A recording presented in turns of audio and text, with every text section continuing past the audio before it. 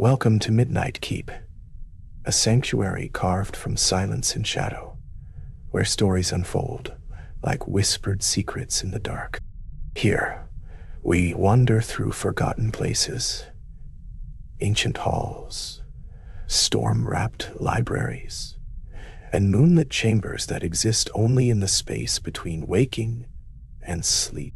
Each tale is crafted to guide you gently down into the deep waters of rest, where your thoughts can finally settle like dust on old books.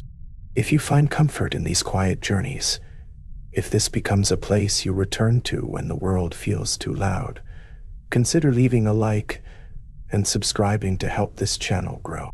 Your support keeps the candles burning here at Midnight Keep and allows us to create more sanctuaries for weary souls seeking rest. And now, let us begin tonight's journey together. Tonight, we step into a vast library wrapped in burgundy and shadow, a place where time moves slowly, measured only by the turning of pages and the rhythm of distant thunder. For the next 5 hours, you will rest here, surrounded by towering mahogany bookcases and the warm glow of scattered candlelight. Outside these walls, a storm is gathering. Rain will lash against arched windows. Lightning will illuminate endless rows of leather-bound tomes. And thunder will roll across the sky like a lullaby sung by the earth itself. But inside, you are safe, cocooned in burgundy warmth, cradled by the scent of old parchment and the soft embrace of velvet cushions. Let the brown noise of the rain, the rumble of thunder, and the flickering candlelight carry you down to sleep. There is nothing you need to do, nowhere you need to be. Only this. Chapter 1. The library door. You stand before it now, a heavy wooden door set into stone, its surface worn smooth by countless hands over countless years. The iron handle is cool beneath your palm, and as you press down, you feel the weight of the door. Solid, real. A threshold between the world you are leaving and the sanctuary you are about to enter.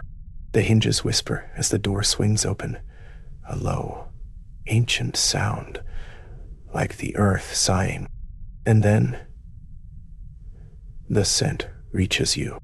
Old leather, aged parchment, beeswax and wood smoke, a fragrance that speaks of centuries and stillness.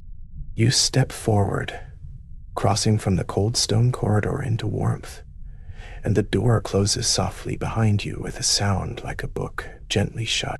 You are inside now. You are home.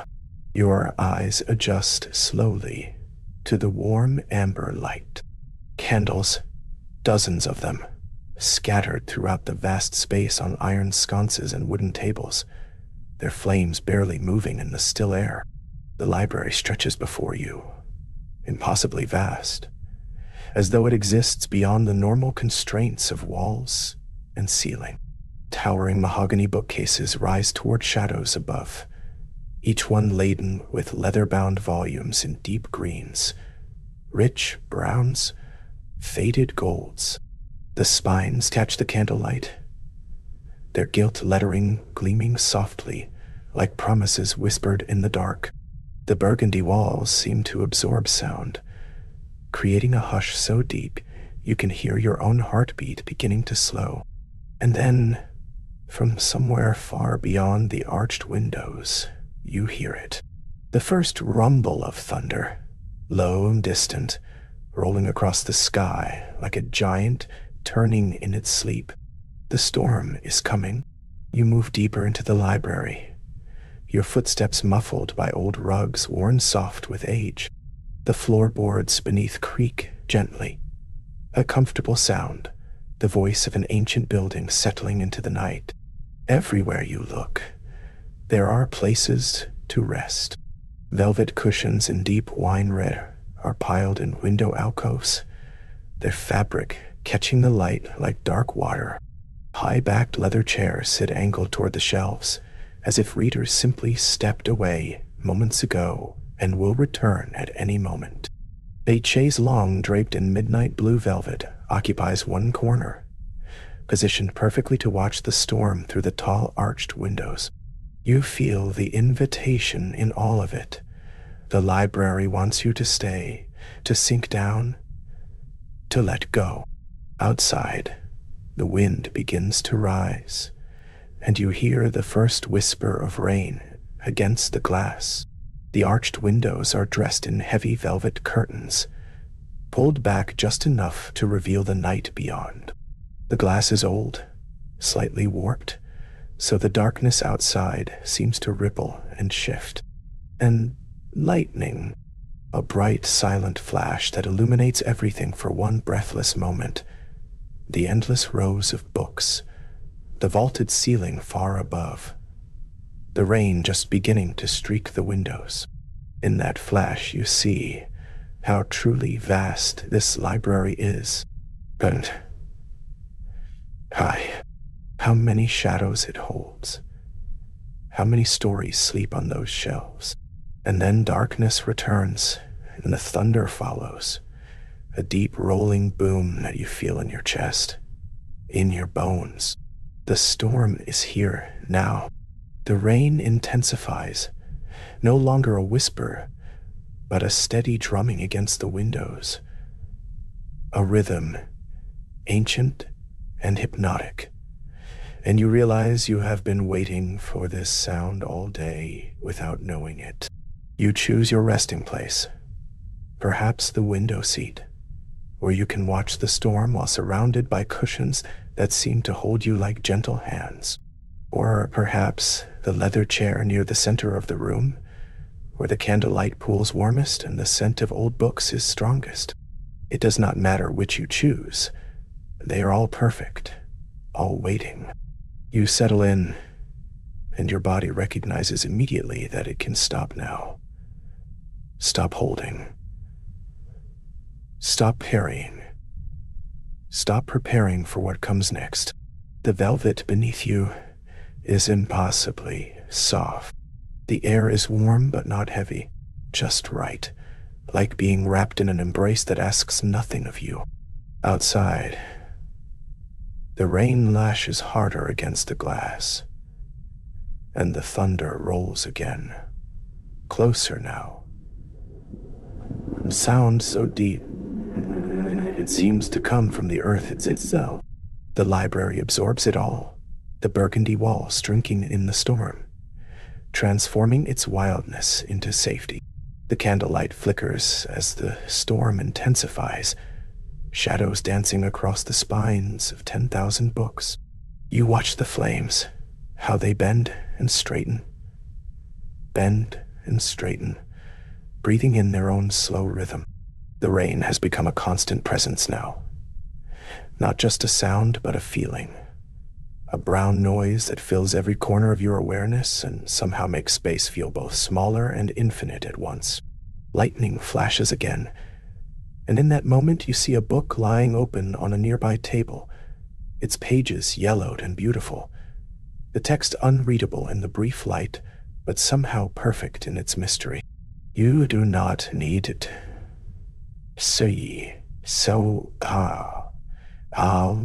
To return. Mind. You do not need to understand. You only need to be here. In this moment. In this sanctuary. While the storm does its ancient work outside, and the library holds you safe within its burgundy heart.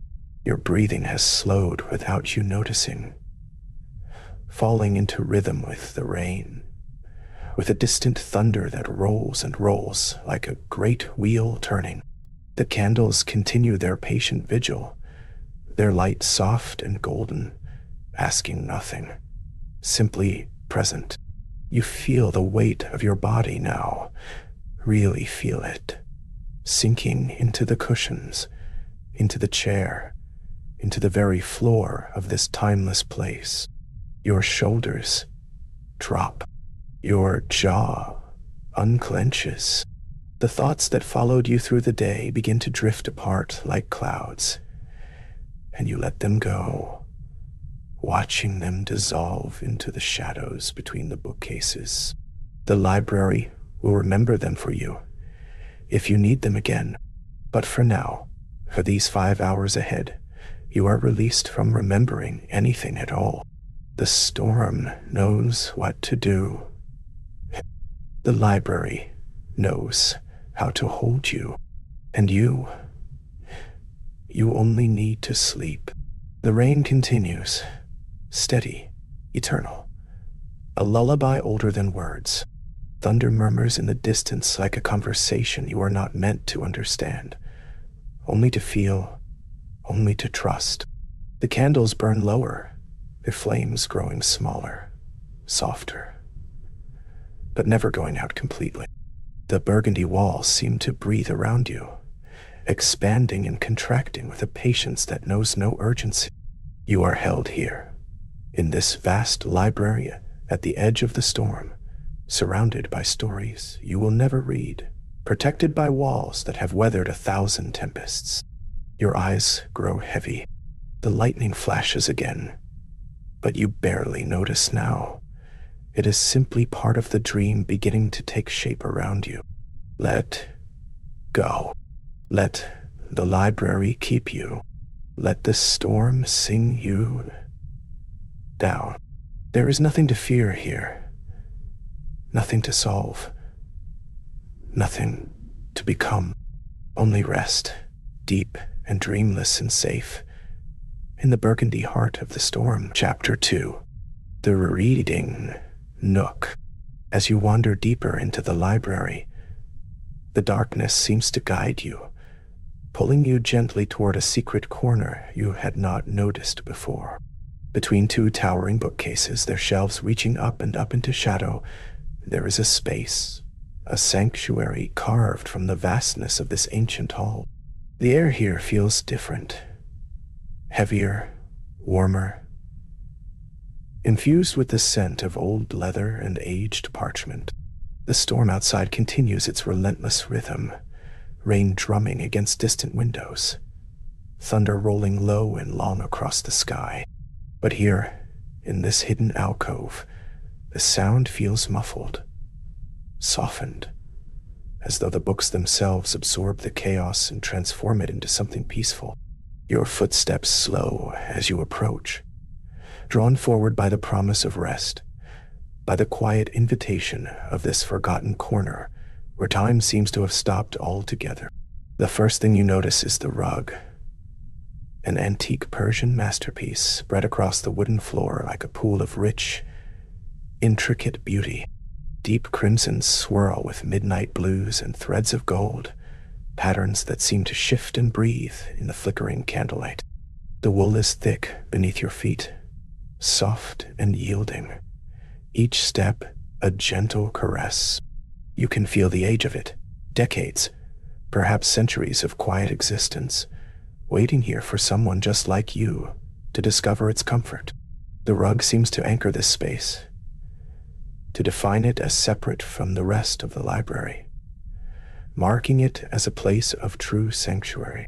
Lightning flashes suddenly through a nearby window, brief and brilliant, illuminating the intricate patterns for just a heartbeat before darkness reclaims them. The thunder follows, a deep rumble that you feel in your chest, resonating through the floorboards and into the ancient fibers beneath your feet. Upon this magnificent rug rest cushions, velvet cushions in the deepest shade of crimson you have ever seen.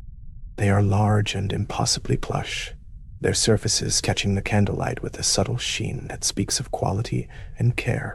Some are square, others rectangular, arranged in a casual yet inviting configuration that suggests they have been placed here by someone who understood the art of comfort. You reach out, your fingers brushing across the velvet, and the texture is exquisite, soft as a whisper, smooth in one direction, pleasantly resistant when stroked against the grain. The color seems to pulse with warmth, a living red that echoes the wine-dark walls of the library itself. These cushions promise more than mere comfort. They offer surrender, release, a place to let go of everything you carry. The storm intensifies outside, rain now hammering against the glass with renewed vigor. But these cushions seem to call to you even more urgently, inviting you to sink down, to rest, to stay. Beside the cushions stands a small table, dark wood worn smooth by countless years. Its surface is uneven, marked with the gentle scars of time, rings left by cups and glasses long since emptied, scratches that tell stories you will never know. Upon this table sits a brass candlestick, tarnished green in places, polished gold in others, holding a single candle that burns with a steady, faithful flame. The light it casts is warm and golden, dancing, swaying with invisible currents of air, throwing shadows that climb the spines of nearby books and disappear into the heights above. You watch the flame for a moment, mesmerized by its gentle movement, the way it bends and recovers, bends and recovers, a rhythm as natural as breathing. The wax has melted in uneven rivulets down the candle's side, creating a landscape of frozen cream and honey. The scent reaches you, beeswax and smoke, sweet and ancient, mingling with the leather and paper that perfumes the entire library. Your gaze lifts to the bookcases that frame this nook, and your breath catches at the sheer magnitude of what surrounds you. Thousands upon thousands of books, leather spines in every shade of brown and black and burgundy, some stamped with gold lettering that glints in the candlelight, others bare and mysterious. The shelves stretch upward until they fade into shadow, higher than any ladder could safely reach, filled with knowledge and stories and secrets accumulated over lifetimes.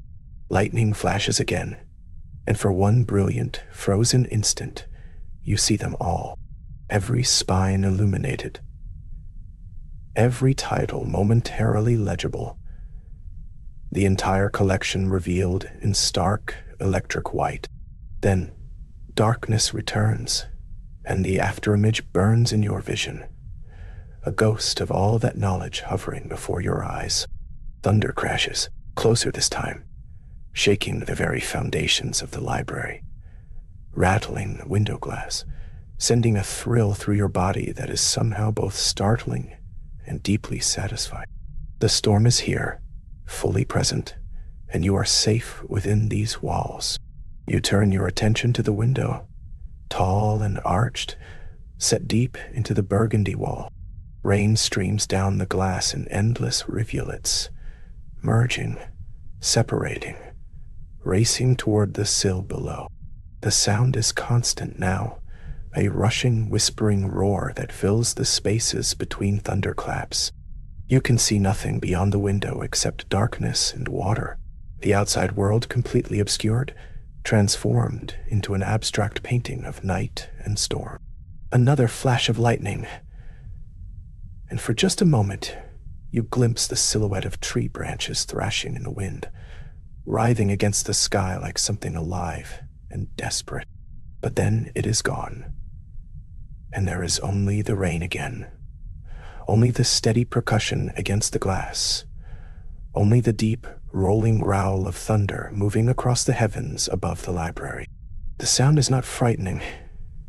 It is powerful, primal, a reminder of forces far greater than yourself, and yet you feel no fear, only a deep, settling calm. You can no longer resist the pull of the cushions, the promise they have been making since you first discovered this corner. Slowly, carefully, you lower yourself down, sinking into the velvet with a sigh that comes from somewhere deep within. The cushions embrace you, yielding to your weight, conforming to the shape of your body as though they were made specifically for you. The rug beneath is firm but forgiving, providing support while the cushions cradle you in softness. You shift slightly, adjusting, finding the perfect position, and when you settle at last, it feels as though you have come home. Your muscles begin to release, tension you did not even know you were carrying, flowing out of your shoulders, your back, your legs. The velvet is warm against your skin, soft beyond description, and the deep crimson color seems to wrap around you like a protective cloak. Above you, the bookcases stand sentinel, watching over you, guardians of this sacred space. The candle continues its gentle dance, the flame never faltering, casting its golden glow across your resting place. The rain intensifies, if such a thing is even possible, drumming against the window with renewed ferocity. The sound fills the library, echoes through the vast space, creating layers of rhythm and texture that surround you completely. Beneath the rain, you can hear the deep, constant rumble of thunder, sometimes close, sometimes distant, rolling from one horizon to another in an endless conversation. The storm has settled in, claiming the night, transforming the world outside into water and wind and electric fury. But here, in your reading nook, nestled between ancient books and cradled by velvet cushions, you are untouchable. The storm cannot reach you. It can only sing you deeper into relaxation, its chaos becoming your lullaby. Lightning flashes, illuminating the thousands of leather spines, creating a momentary cathedral of knowledge around you. Then darkness, then thunder, then the eternal rain. You close your eyes, or perhaps they are already closed. You cannot quite remember, and it does not matter. Time loses all meaning in this place. The candle burns, the flame steady and true, casting the same warm light it has cast for who knows how long. Minutes, hours, they blur together, measured only by the rhythm of the storm and the gentle rise and fall of your breathing.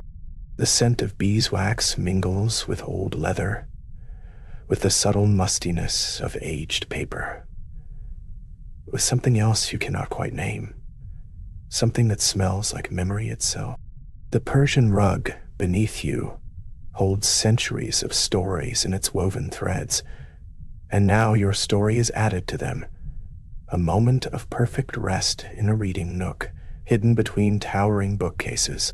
The velvet cushions seem to grow softer with each breath, drawing you down, inviting you deeper into comfort, into safety, into sleep. The books watch over you in their thousands, silent witnesses to your surrender, keepers of knowledge who ask nothing in return but your presence. Thunder rolls again, distant now, moving away across the landscape, taking some of the storm's intensity with it. The rain continues, softer now, gentler, a steady whisper against the glass rather than a hammering demand. The library settles around you, the old wood creaking quietly, the books breathing their papery sighs, the candle flame swaying in invisible currents. You are completely at peace, held by velvet and history, surrounded by knowledge and storm, protected by Burgundy walls and ancient magic. Your body has become heavy, deliciously heavy, sinking deeper into the cushions with each moment that passes. Your breath slows, deepens, matching the rhythm of the rain, becoming part of the storm's symphony. In this reading nook, in this corner between worlds, you have found what you were seeking. Not a book to read, not knowledge to acquire, but simply a place to be. a place to rest, a place to let go. The thunder rumbles one last time, a distant farewell, and the rain whispers on, endless, eternal, carrying you gently into the deep, peaceful darkness of sleep. Chapter 3. The thunder's rhythm. You settle deeper into the cushions now, letting your body mold into their softness. The velvet beneath you holds you like a gentle hand, cradling every curve of your tired form. Around you, the library breathes with the storm. Each flicker of candlelight sends shadows, dancing across the spines of ancient tomes, leather bindings worn smooth by centuries of reverent touch. You watch the light play across gilt lettering, names of forgotten authors, titles in languages that time has rendered mysterious.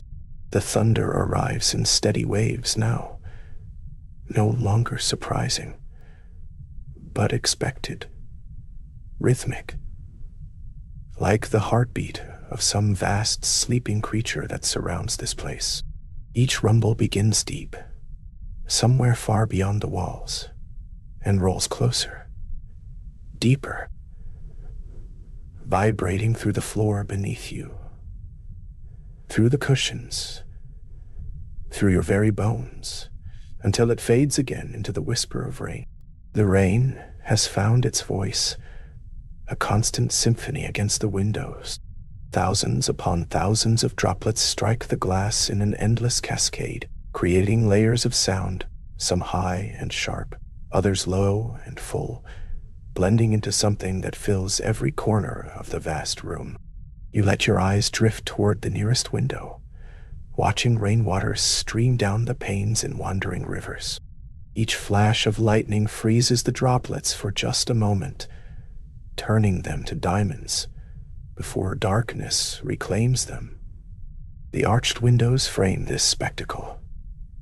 Heavy velvet curtains pulled back just enough to let you witness the storm's dance, but keeping the worst of the cold at bay. Beyond the glass, the world has dissolved into water and shadow. Nothing exists out there but the tempest. And in here, nothing exists but warmth and shelter and the slow pull toward sleep.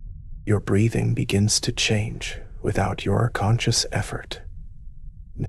Each inhale arrives a little slower than the last, a little deeper. You find yourself listening to the thunder, waiting for it. And when it comes, when that low rumble fills the air, you breathe in, letting your lungs expand with the sound. And when the thunder fades, you release, breath flowing out like the receding wave of sound. In with the storm's voice, out with its silence. The rhythm is ancient, primal, the same rhythm that has lulled creatures to sleep since the first rain fell on the first shelter. Your body recognizes this, knows this, even as your mind grows quiet. Your body understands that this is the song of safety, the promise that you are protected from the wild world outside, free to rest, free to let go. The library itself seems to breathe with you now. With each flash of lightning, the towering mahogany bookcases emerge from shadow, their shelves stretching up and up toward the vaulted ceiling, lost in darkness above. Thousands of books stand in silent witness, their presence somehow comforting, each one a world, a life, a dream committed to paper and preserved here in this sanctuary. You imagine all the minds that have rested in this very spot, all the weary souls who have sought refuge among these pages, while storms raged outside, centuries of seekers, dreamers, wanderers finding their way home to stillness. And now you join them, becoming part of that long lineage, another quiet presence wrapped in velvet and candlelight, listening to the thunder speak its timeless language. The bookcases seem to lean in protectively, creating walls within walls, shelter within shelter. A particularly deep roll of thunder moves through the library, so low you feel it more than hear it. The candles flutter in response, their flames bending and swaying, sending wild shadows leaping across the burgundy walls. The deep red of those walls seems to pulse with the candlelight, warm, enveloping, like being held inside a heart. You notice how the color changes with each flicker, now dark as wine, now bright as ruby, now almost glowing with an inner warmth. The old rugs beneath the cushions add another layer of softness, their patterns worn but still beautiful, centuries of footsteps having walked them into supple submission. Every surface here has been touched, used, loved. Nothing new or harsh or cold. Everything has been mellowed by time and use into perfect gentleness, perfect comfort. The library wants you to rest. Every element conspires toward your peace. The storm outside has reached a steady state, no longer building or changing, simply being. The rain continues its endless percussion. The thunder rolls at intervals you could almost count, almost predict, but not quite. There is just enough variation to keep the sound organic, natural, never mechanical, never monotonous. Your mind has stopped trying to focus on individual sounds. Instead, you hear the storm as a whole, a vast wash of white and brown noise, punctuated by those deep drums of thunder. It fills your awareness without demanding your attention. The perfect backdrop for letting go, for releasing the day's thoughts, the day's tensions, the day's 1,000 tiny graspings. Here, now, there is nothing you need to hold on to. The storm holds everything for you, wraps around the library like a cocoon, and the library holds you, cushioned, candlelit, completely at ease.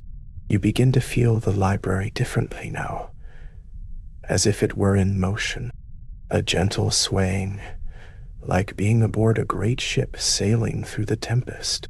The thunder becomes the sound of waves against a hull. The rain transforms into spray against the deck above. The bookcases are the ship's ribs, strong and true. The burgundy walls its protective shell.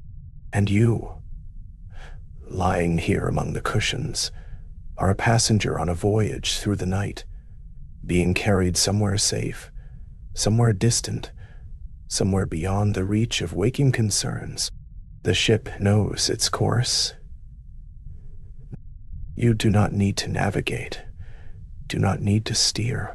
You need only trust the vessel, trust the storm to carry you forward, trust the ancient wood and velvet and candlelight to hold you secure as you drift, as you float, as you sail deeper into the dark waters of rest. The candles are burning lower now, their flames smaller, steadier, less prone to wild flickering. The light has grown gentler, softer, more golden than before. It no longer reaches into the far corners of the library. Those distant spaces have dissolved into shadow, into mystery, into the unknown that does not frighten but invites. Only this small circle of warmth remains clearly visible, this nest of cushions, this harbor of light. And it is enough, more than enough. You do not need to see the whole vast room. You need only this small space, this immediate comfort. The thunder continues to speak, but its voice seems farther away now, not leaving, but giving you privacy, giving you permission to withdraw, to curl inward, to close your eyes without fear of missing anything important. Everything important is right here, in the rise and fall of your breathing, in the softness beneath you, in the growing heaviness of your limbs. Your eyes grow heavy, so heavy. Each blink lasts longer than the last, takes more effort to reverse. The candlelight blurs slightly at the edges, becomes abstract. Just warmth and glow, without distinct shape. The spines of the books merge together, becoming texture rather than individual volumes. The burgundy walls recede, grow distant, though you can still feel their embrace, still sense their protective presence. The storm's rhythm has become your rhythm completely now. You no longer notice when you are breathing with the thunder, when the thunder is breathing with you. There is no separation, no distinction, only the unified pulse of this moment, this sanctuary, this perfect convergence of storm and shelter. Your body knows it is safe to sleep, knows that the library will stand through the night, knows that the thunder will keep watch, that the rain will sing you deeper into dreams, and deeper still, until morning is just a distant promise, easily forgotten. Let go now, completely. The library holds you. The storm surrounds you. The candlelight blesses you with its warm glow. There is nothing left to do, nowhere else to be. The ancient tomes on their shelves contain all the world's stories, but yours, right now, is the simplest story ever told. A story of rest, of surrender, of allowing sleep to come as naturally as rain falls, as naturally as thunder rolls across distant hills. Your breathing slows to almost nothing, barely a whisper, barely a movement. The velvet cushions seem to rise up around you, cradling you like water, like air, like the gentlest hands in all the world. And the last thing you hear before sleep claims you entirely is the thunder. One more time, rolling through the library, rolling through your bones, rolling you gently, peacefully, irrevocably, into the deep, into the dark, into the perfect rest you have earned. Sleep now. Sleep. The storm will watch over you, until morning light finds its way through these rain-washed windows. But that is hours away, hours and hours of deep, peaceful, undisturbed sleep. Chapter 4. The deepening dark. The candles have burned lower now, their flames smaller, softer, warmer than before. You watch them from your place among the velvet cushions, these gentle lights that have kept you company through the storm. Each flame moves with such tender grace, pulsing slowly, rhythmically, responding to drafts you cannot see, but only feel as the faintest whisper against your skin. The candle nearest you holds your attention, its golden light dancing in patterns that seem to follow the rhythm of your breathing, drawing your eyelids down, down, with each gentle flicker. The wax has melted into smooth pools around each wick, glossy and warm, catching the light and sending it back softer still.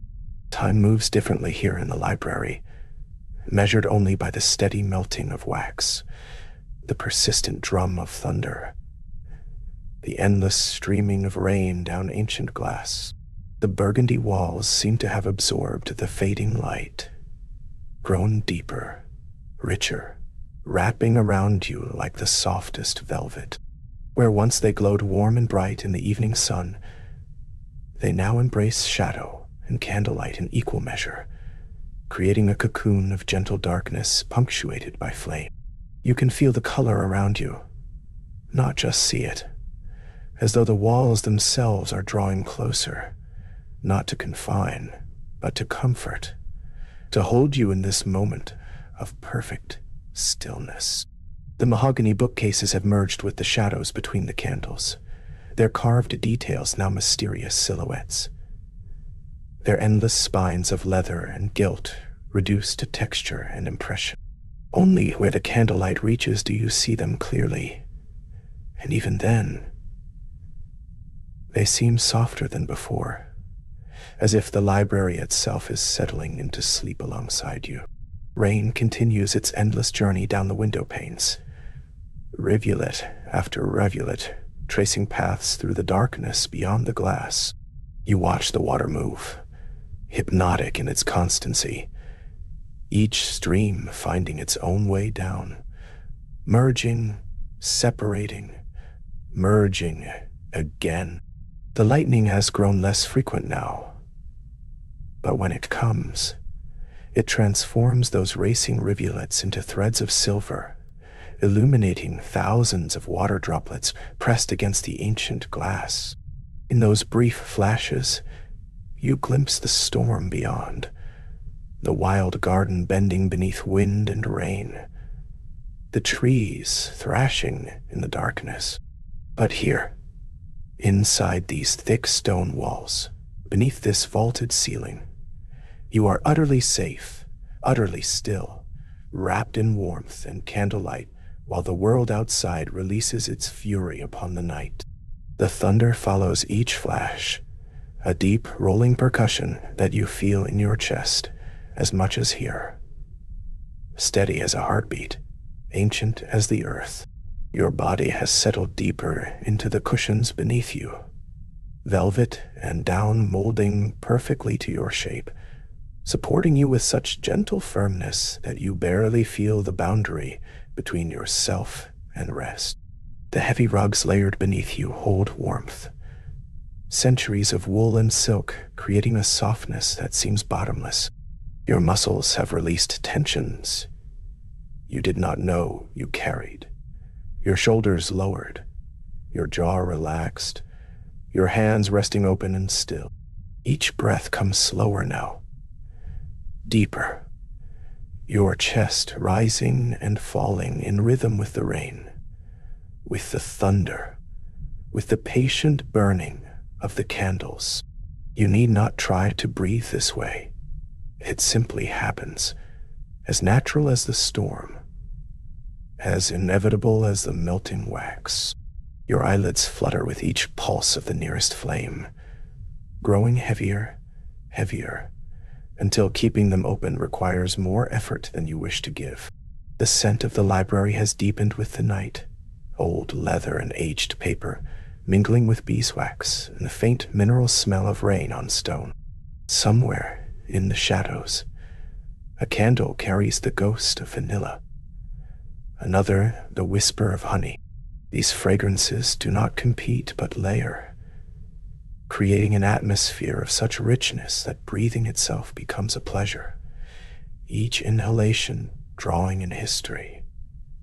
Comfort, peace, the air tastes of time, of countless quiet hours spent among these books, of storms weathered through centuries in this very room. When the lightning flashes, you catch the scent of ozone, sharp and clean, cutting through the warmth for just a moment before fading back into the gentle symphony of wax and wood and worn leather. Even the velvet beneath your fingers seems to carry a scent, faint and luxurious, adding to the tapestry of sensation that surrounds you. You let your gaze drift from candle to candle, watching how each flame maintains its own character, its own gentle dance. Some burn tall and steady, unwavering pillars of light. Others flutter and bow, responding to currents too subtle for you to perceive any other way. Together they create a constellation across the library, points of warm gold scattered through the burgundy darkness, each one a small miracle of light persisting against the night. The shadows between them pulse and breathe, never quite still, never threatening, simply alive with the movement of flame. On the spines of nearby books, the candlelight catches gilt lettering. Titles you cannot quite read from where you rest.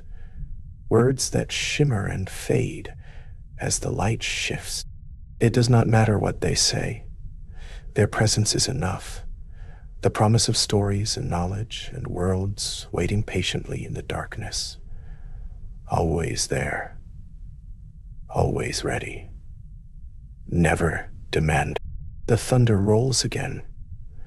A long, low rumble that seems to start somewhere far beyond the horizon and travel toward you, through you, past you, fading into distance on the other side. You feel it resonate in the stone floor beneath the rugs, in the great wooden shelves, in the very air around you. It is the voice of the storm, speaking in a language older than words, telling you that the world is vast and powerful, and that you are safe here in this small pocket of warmth and light.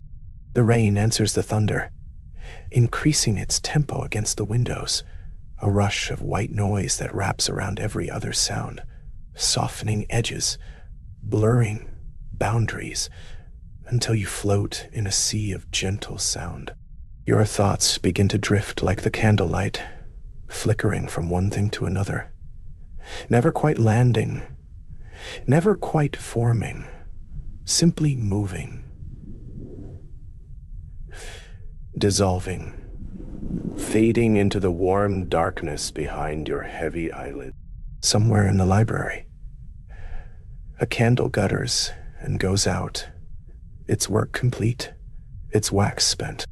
The darkness where it stood seems no darker than before, the remaining flames more than sufficient to hold back the night. Soon, another will follow, and another, as the hours pass and the storm continues its patient work outside. But there will always be enough light, always enough warmth. The library seems to promise you this. You need not watch over the flames, need not tend them or worry. Simply rest, simply breathe, simply let the deepening dark embrace you as the burgundy walls have done, as the velvet cushions have done, as this entire space has done since you first stepped through its doors. The storm knows its business. The candles know theirs, and you need only surrender to sleep, to allow this night to carry you down, down, into dreams as deep and rich as the burgundy shadows.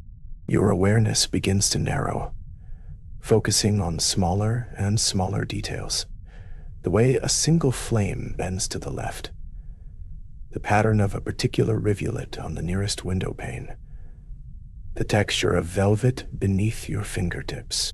And then even these fade, becoming impressions rather than observations, feelings rather than thoughts.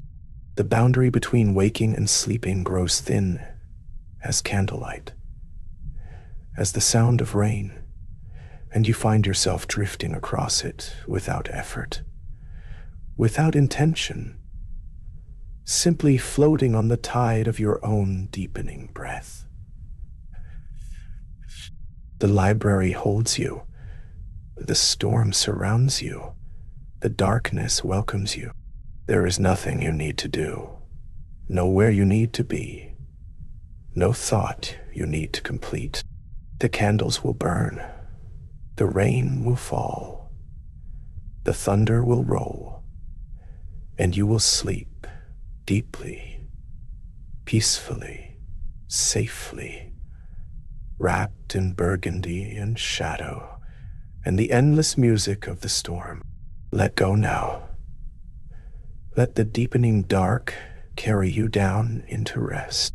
The library will be here when you wake, the books patient on their shelves, the velvet cushions ready to embrace you again, the windows still framing whatever sky the morning brings. But for now, for these long, quiet hours. There's only this, the warmth of dying candles, the drum of rain, the rolling thunder, and the burgundy darkness that wraps around you like the softest blanket ever wove. Your breathing slows to match the rhythm of the storm.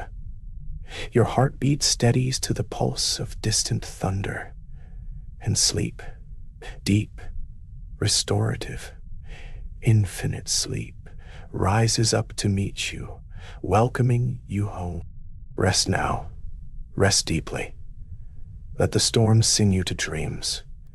Here in the heart of the library, here in the deepening dark, here where you are safe and warm and perfectly, peacefully still. Chapter 5. Leather and Rain. Your fingers have found something. A book. Its spine worn smooth by countless hands before yours. The leather is cool beneath your touch, textured with age, with stories absorbed into every crease and fold. You don't need to open it. There's no urgency here. No need to rush toward knowing. Just this, your palm resting against the cover, feeling the weight of time embedded in the binding. The leather seems to breathe beneath your hand, expanding and contracting ever so slightly, as if the book itself is alive, dreaming its own dreams in the quiet dark. Outside, the storm has grown bolder, more insistent. Thunder rolls across the sky like a stone tumbling down an endless staircase, shaking the windows in their frames. A gentle tremor that travels through the walls, through the floor, into your bones. You feel it as much as you hear it. A deep vibration that settles into your chest, matching the rhythm of your heartbeat. The scent in the library has shifted, deepened, become something almost tangible. Old paper, that dusty sweetness of dried ink and yellowed pages, mingles with the rich earthiness of aged leather, and underneath it all, threading through everything, is the smell of rain. Not the rain itself, but the essence of it. Rain-soaked earth, wet stone, the mineral freshness of water meeting ancient foundations. It pours through the cracks around the windows, seeps beneath the door, fills the vast space with its green, living perfume. You breathe it in slowly, letting it settle in your lungs, cool and clean and impossibly fresh. The air feels heavier now, thicker, as if the storm outside has lent its weight to everything within these walls. Each breath requires a moment longer. Each movement becomes more deliberate, more intentional. Time itself seems to have taken on substance, become something you can almost touch. Your hand still rests on the leather spine, but you've stopped thinking about it, stopped analyzing the sensation. It's simply there, part of the landscape of this moment, as natural as breathing. The book's presence anchors you, keeps you tethered to this particular shelf, this particular corner of the infinite library. Lightning flashes, sudden and silent behind the heavy curtains, turning the burgundy fabric translucent for just a heartbeat. You catch a glimpse of the windows beyond, rain streaming down the glass in thick rivulets, nature's calligraphy written in water. Then darkness returns, deeper than before, the candlelight seeming dimmer in the wake of that electric brilliance. Thunder follows, a low growl that builds and builds, resonating in the high ceiling, bouncing between the walls, surrounding you completely. It's not frightening, it's comforting. A reminder that the storm is doing its work, keeping the world at bay, sealing you safely inside the sanctuary of books and shadows. You let your hand fall away from the book, trailing your fingertips along the shelf as you move, feeling the variations in texture, Smooth wood, rough wood, the occasional gap where a book has been removed.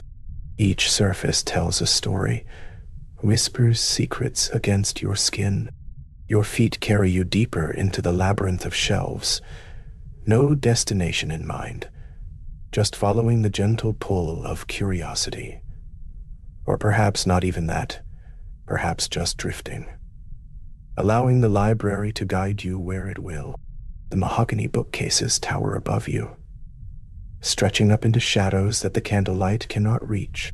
You can feel their presence, solid and immovable, like ancient trees in a petrified forest.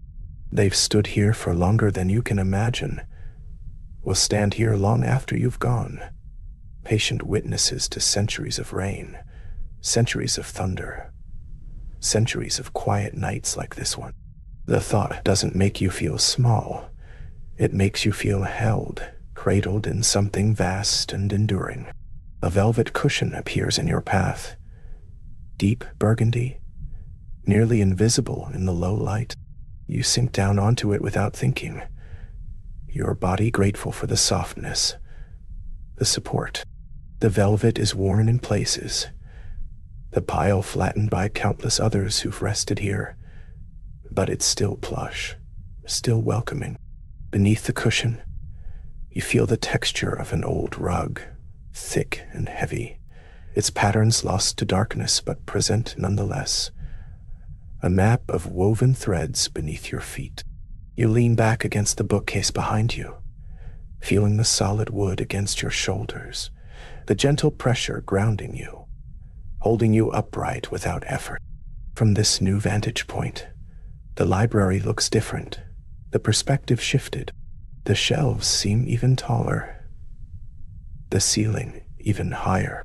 Candles flicker on distant tables, each flame a small sun in its own universe, casting moving shadows that dance and merge, separate and dance again. The storm continues its percussion outside, rain hammering at the windows, thunder providing the bass notes, wind whistling through unseen gaps to add its high melody. Everything feels slower now, as if the storm's intensity has had the opposite effect inside these walls, turning urgency into languor, transforming movement into stillness. Your breathing has matched the rhythm of the rain. Steady, constant. In, and the rain falls. Out, and the rain continues. In, and thunder rumbles. Out, and the echo fades. There's no separation between you and the storm anymore. No division between inside and outside. You're part of the same system, the same slow-breathing organism that encompasses the library, the night, the rain, the leather-bound books dreaming on their shelves. Your eyelids have grown heavier, weighted with that same quality that fills the air. When you blink, it takes longer to open your eyes again, and when they do open, the candlelight seems softer, more diffuse, as if seen through water or silk. The burgundy walls pulse gently with each flicker, expanding and contracting like the chambers of a great heart, the heart of the library itself, beating slowly, steadily, endlessly. You notice details you hadn't seen before, or perhaps they're only appearing now, conjured by the combination of storm and shadow and scent. The grain in the mahogany bookcases, swirling patterns that suggest faces, landscapes, abstract dreams. The way certain books seem to lean toward you, as if wanting to be chosen, to share their secrets. The particular shade of burgundy in the curtains, darker than wine, richer than blood, a color that exists only in this light, in this moment. Lightning flashes again, brighter this time, and in that instant of illumination you see the full scope of the library. Row upon row, upon row of books, stretching away into distances that shouldn't be possible within four walls. But the flash is brief, and then the comfortable darkness returns, and you're no longer certain what you saw, whether it was real or imagined. And the distinction seems unimportant anyway.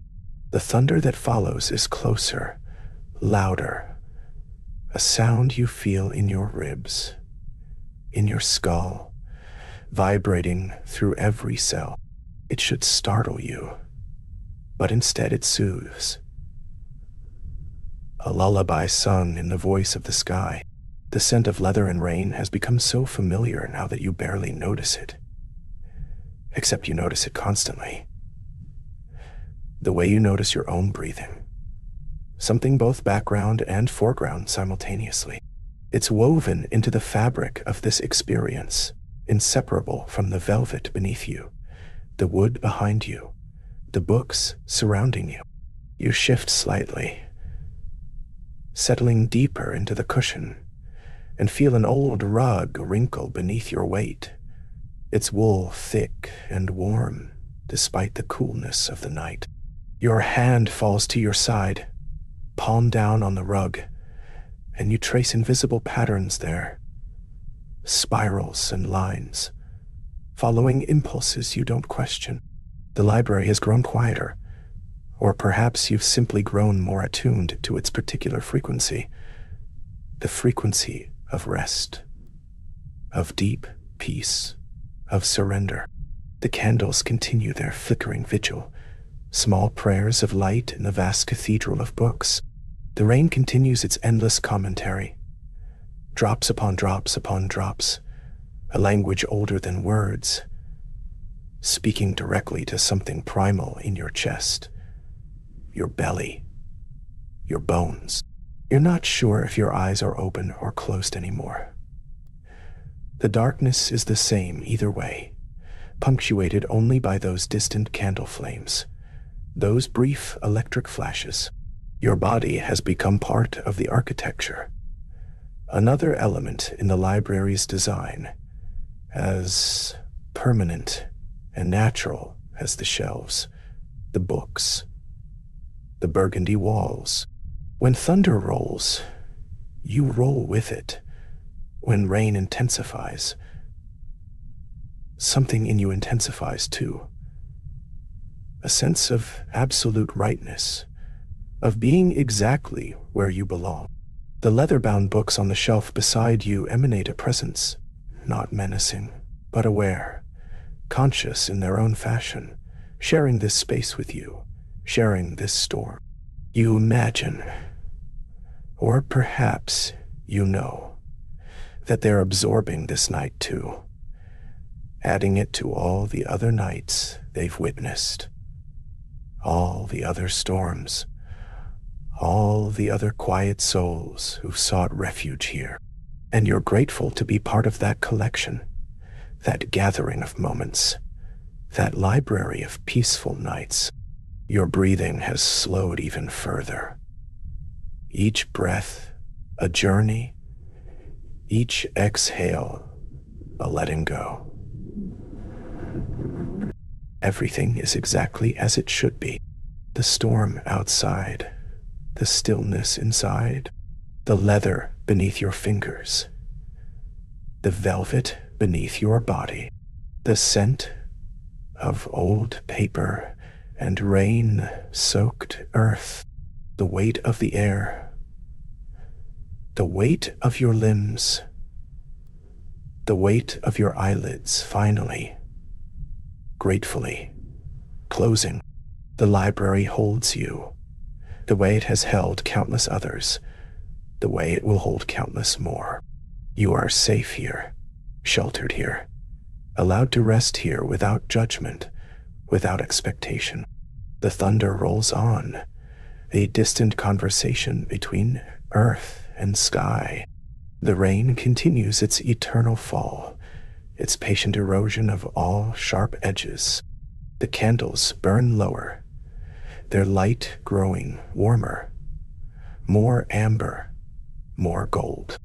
And you simply breathe, and rest and drift, suspended in this moment between waking and sleeping, between story and dream, between the leather and the rain, floating, sinking, dissolving into the deeps, into the Chapter 6.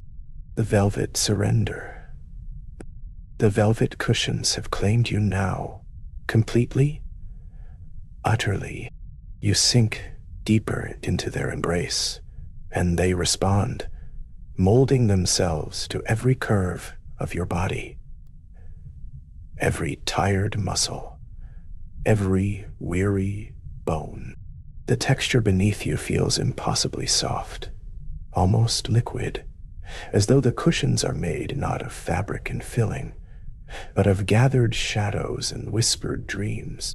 Your weight settles into them, and they accept you without resistance, cradling you in a cocoon of burgundy warmth. The library around you has grown softer, too, the edges blurred, the boundaries between waking and sleeping dissolving like ink in water. You are held, suspended, perfectly supported, and the velvet seems to breathe with you, rising and falling in gentle rhythm. There is no effort left in you, no tension, only this sweet, inevitable descent into comfort beyond measure. Thunder rolls somewhere in the vastness beyond these walls, low and distant, muffled by the thick burgundy curtains, by the towering bookcases, by the very air itself. It does not startle you. It cannot reach you here. Instead, it arrives as a lullaby, a deep, rumbling comfort that vibrates through the ancient foundations of this place, through the floor beneath the old rugs, through the cushions that hold you, and into your very bones. Each roll of thunder is a reassurance, a reminder that the storm continues its work, washing the world clean, guarding the sanctuary. You feel it in your chest, that low-frequency hum, and it soothes something primal within you, something that recognizes safety, shelter, the profound peace of being protected from the tempest. The thunder asks nothing of you. It simply exists, rolling on and on. A heartbeat of the storm itself. The candlelight has faded now, receding to just a faint glow at the very edge of your vision. You do not turn to look. You do not need to. The candles continue their patient burning, casting their gentle amber light across leather spines and mahogany shelves. But for you, they have become mere suggestions of light, soft halos in your peripheral awareness, like distant stars glimpsed through half-closed eyes. The darkness is not complete. It is rich, textured, layered with the memory of light. The burgundy walls absorb what little glow remains, deepening to the color of wine, of roses long dried, of velvet itself. And you rest in this dimness, this tender shadow, where sight is no longer necessary, where you can simply be held by the cushions, surrounded by the breathing presence of 1,000 books. Their silent words, a blanket over your fading thoughts. Rain continues its endless lullaby against the arched windows, steady, faithful, inexhaustible. Each drop is a note in a composition that has no beginning and no end.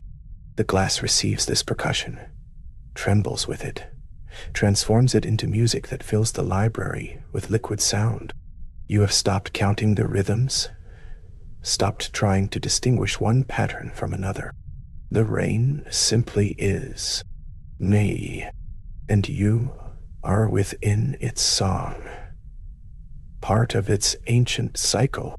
The sound washes over you, through you, dissolving the last remnants of the day, carrying away thoughts, worries, the need to be anywhere but here.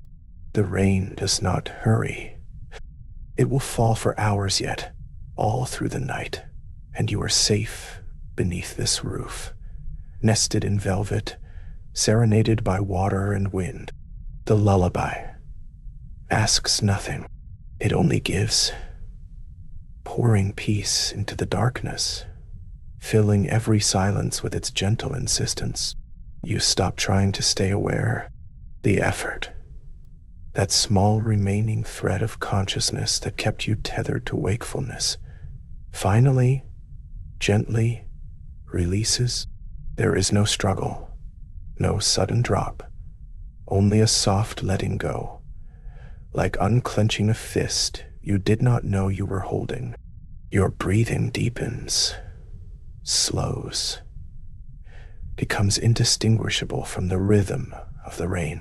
Your body settles more completely into the cushions, and they welcome this final surrender, rising around you like a Burgundy tide. The library fades, not disappearing, but transforming into something felt rather than seen. You are aware of its presence, the way you might sense a guardian standing watch in the dark. The books, the shelves, the candlelight, the storm, all of it remains, holding space for you. And you slip downward, peacefully, inevitably, into the velvet depths of true rest. Time loses meaning here in the deep hours. Has a minute passed or an hour? You cannot tell. And it does not matter. The storm continues outside, sometimes loud, sometimes soft, sometimes punctuated by the bright crack of lightning that briefly illuminates the room in silver white. But even these flashes cannot pull you back. They slide across your closed eyelids like gentle hands, acknowledging you, blessing you, moving on. The thunder that follows is a friend now, a companion in the darkness, its voice rolling through the library like the turning of enormous pages. You drift between states, neither fully asleep nor awake, suspended in that precious liminal space where the mind grows quiet and the body repairs itself. Cell by cell, breath by breath, the velvet holds you. The rain sings to you. The darkness wraps around you like the softest blanket ever woven. The burgundy walls seem to pulse gently, breathing with the life of the storm, or perhaps with your own slow heartbeat. You cannot distinguish between inner and outer anymore. The boundary has dissolved. You are the library, and the library is you. Your consciousness, what little remains, spreads out like spilled wine, soaking into the old rugs, climbing the spines of leather books, pooling in the corners where shadows gather deepest. There is a profound rightness to this, a sense of belonging that transcends understanding.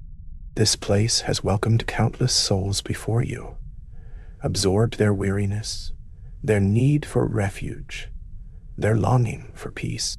And now it welcomes you, adding your rest to the accumulated quietude of centuries. You are home. You have always been home. Here, in this velvet darkness, in this storm-song sanctuary, where sleep comes not as an ending, but as a deep, deep, somewhere, impossibly distant, a candle gutters and steadies. The small sound is enormous in your awareness for just a moment, a tiny golden flicker of sensation, and then it fades, joining the symphony of rain and thunder and your own unhurried breathing. The mahogany bookcases stand sentinel in the darkness, their presence solid and eternal. They have stood for generations, will stand for generations more, and tonight they stand for you, guarding your rest, holding the weight of all those words, all those stories, all that accumulated wisdom. So you do not have to hold anything at all. You can release completely, knowing you are protected. The books ask nothing of you. They simply exist, patient and kind, waiting for some future moment when you might wish to turn their pages. But not now. Not tonight. Tonight is only for this perfect, weightless surrender to sleep. The storm intensifies for a moment, rain driving harder against the windows, thunder rolling closer, deeper. The library absorbs it all. The thick walls, the heavy curtains, the very air itself acting as a buffer between you and the wild night. And somehow, this intensification only deepens your peace. The contrast makes the interior feel safer, warmer, more sheltering. You are a treasure kept dry in the storm, a light protected from the wind, a soul cradled in burgundy velvet, while the world outside churns and cleanses itself. The cushions beneath you seem to grow softer still. If such a thing is possible, conforming so perfectly to your form that you cannot feel where you end and they begin. You are being held, truly held. And in this holding, you find a permission you did not know you needed. Permission to rest, to stop, to simply drift away. And so you sink, one final time, past thought, past awareness, past even the gentle sensations of velvet and rain and thunder. You sink into a depth where there are no words, no images, only the profound silence that lives beneath all sound. The library remains above you, around you, a faithful guardian keeping watch through the long night. The candles will burn low. The rain will continue. The thunder will roll on. And you will rest, held in the heart of the storm, wrapped in burgundy darkness, cushioned by centuries of quietude. The velvet surrender is complete. There is nothing left to do, nowhere left to go. You are exactly where you need to be. And sleep, deep, restorative, endless sleep, finally, mercifully, claims you whole. The storm sings on, and you are gone into dreams, into peace, into the perfect dark. Chapter 7. The fading light. Dot. The candles are surrendering now, one by one. There are small flames trembling in the heavy darkness that pools around them like velvet water. You watch without urgency as another wick drowns in its own melted wax, the light it offered receding into memory, leaving only the faintest amber glow upon the mahogany shelf beside it. The library no longer reveals itself through sight, but through sensation, through the ancient whisper of wood settling deeper into the storm, through the percussion of rain that has become as constant as your own heartbeat. 2 candles remain, perhaps 3, their light so dim now that the burgundy walls have vanished completely into shadow. And yet you feel them there, surrounding you, holding this sacred space intact while the tempest rages beyond the glass. Your eyes have grown heavy, so heavy that keeping them open requires effort you no longer wish to spend. When you let them close, the library does not disappear. It deepens, It becomes more real in the darkness behind your lids than it ever was in candlelight. You can still sense the towering bookcases rising into shadow. Still feel the softness of velvet cushions cradling your weight. Still smell the leather and old paper and the clean, wet scent that seeps through every crack and crevice as the rain continues its endless song. Thunder rolls somewhere far away, a deep rumble that vibrates through the floor beneath you, through the chair or cushion supporting your body, through your bones themselves, and it does not startle you. It soothes you, reminding you that the storm is still your guardian, still keeping the world at bay. One of the remaining candles flickers, gutters, and goes out with the softest sigh. The darkness claims another small territory, spreading like warm ink across the remaining pools of light. You breathe in slowly, deeply, drawing the cool library air down into your lungs, tasting the storm on your tongue. And as you exhale, you release something you did not know you were holding. Tension, perhaps, or the last threads of wakefulness. They drift away from you like smoke, dissipating into the vast quiet that the library has become. The rain intensifies for a moment, hammering against the tall arched windows with renewed vigor, and you imagine the glass trembling in its ancient frames, holding firm, keeping the wildness outside while you rest within this sanctuary of shadow and storm. Your breath has found its rhythm now, slow and deep. Each inhalation, a soft expansion. Each exhalation, a gentle surrender. The sound of your breathing blends with the rain, becomes indistinguishable from it, as though you and the storm are breathing together, in perfect synchrony, in perfect peace. The remaining candlelight barely reaches you now, just a suggestion of warmth somewhere in your peripheral vision, a dying star in an ocean of comfortable darkness. You do not need it anymore.